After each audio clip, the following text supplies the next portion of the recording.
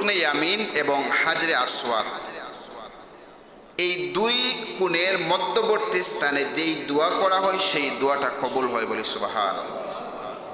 এমনকি এই দুই কোণের মধ্যবর্তী স্থানে কি দোয়া করবেন নবীজি সেটাও শিক্ষা দিয়েছেন।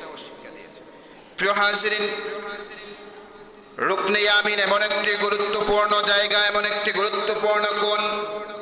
রুকনে ইয়ামিন এবং হাজরে আসওয়াদের মধ্যবর্তী স্থানের মধ্যে দাঁড়িয়ে আপনি যেই দোয়া করবেন আল্লাহ রাব্বুল আলামিন আপনার সেই দোয়াকে কবুল করে নেবেন। রাসূল কারীম সাল্লাল্লাহু আলাইহি ওয়াসাল্লাম একটি দোয়া শিক্ষা দিয়েছেন।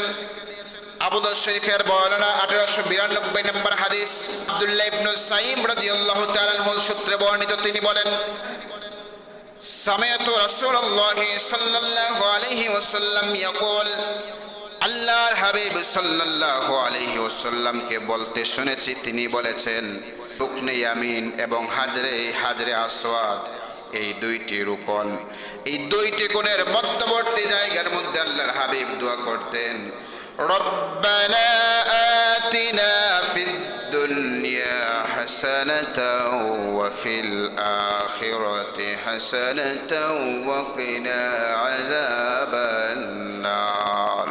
রব্বানা, হে আমাদের রব, আতিনা ফিদ দুনিয়া হাসানা, হে আল্লাহ আমাদেরকে দুনিয়ার কল্যাণ দিন, ওয়া ফিল আখিরাতি হাসানা, এবং আখিরাতেও আপনি কল্যাণ দিন, ওয়া কিনা আযাবান নার, আর হে আল্লাহ জাহান্নামের আযাব থেকে আমাদেরকে রক্ষা করুন বলি আল্লাহুম্মা আমিন। নবীজি আমার এই দোয়া করতেন এবং বলছেন, এই জায়গার মধ্যে যদি কোনো মানুষ এই দোয়া করে বা অন্য কোনো দোয়া পড়ে আল্লাহ রাব্বুল আলামিন তার এই দোয়াটাকে কবুল করে নেন বলি সুবহানাল্লাহ।